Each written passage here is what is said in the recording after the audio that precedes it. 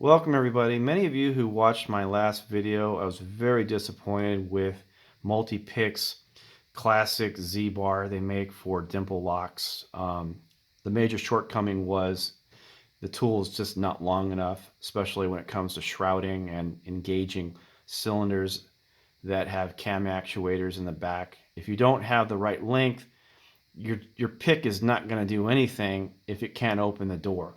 And from a professional standpoint, this tool really fell short, and it continues to fall short.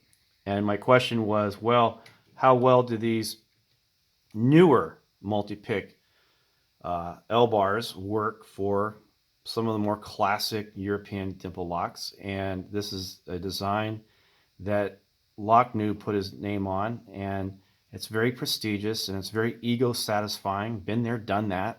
You know, you don't do it for the money, you do it for the ego. I get it. But I'm sorry, Noob, you really fell short. These tools just do not perform cleanly. And we are at an era now where more and more tools are more lock specific. And the idea of having universal tools, you know, that's kind of going to the wayside. I know why he designed these tools. Was because he wanted, well, as he said, just more variety.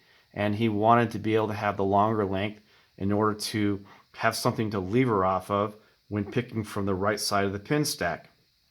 Well, as it turns out, most of the classic cylinders you pick from the left, and having to pick from the right is just not necessary. So there was just a very big missed opportunity here from a design perspective. And he did talk about it in his video, and that this also allows you to engage the core should it have shrouding and discussions and stuff. But at never one time did he ever mention having to deal with cam actuators. So let's take the worst case scenario, and it's very common in my area, where you have a cam actuated lock with a very thick escutcheon or a plug spinner on the door. What's this going to do for you? It's not going to do anything. So these tools really do miss the mark as far as I'm concerned. And another problem is that this is a pick lock where you put this in and you spin it, and then bam, it gets caught onto the Bible pins, and you almost have to pick the lock again in order to get it to turn. And guess what's going to happen is you're probably going to disengage the cam actuator, and you're going to have to play with it in order to get it to reload. And it's just very frustrating. It's just a very frustrating tool from my perspective. You know, and I can say this because, frankly, my tools are superior when it comes to these particular kind of locks and the problems that I run into in the field. So if you look at my tool, this is just one of my prototypes. You put this in here, boom, it's very clean, and it engages the cam actuator, no problem. And you'll notice here that it has the extra length to deal with any kind of escutcheons and plug spinners.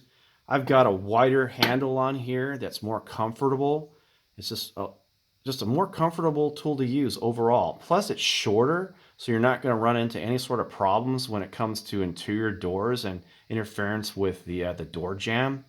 So yeah, this is just 180 out in terms of performance. These tools, I think, Noob, if I can speak to you straight, I think you were too much in a hurry to get your name on these tools.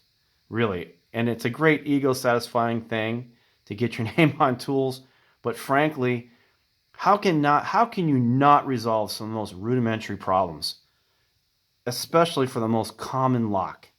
I'd have to say, Multipick, go back to the drawing board and come out with a tool like mine.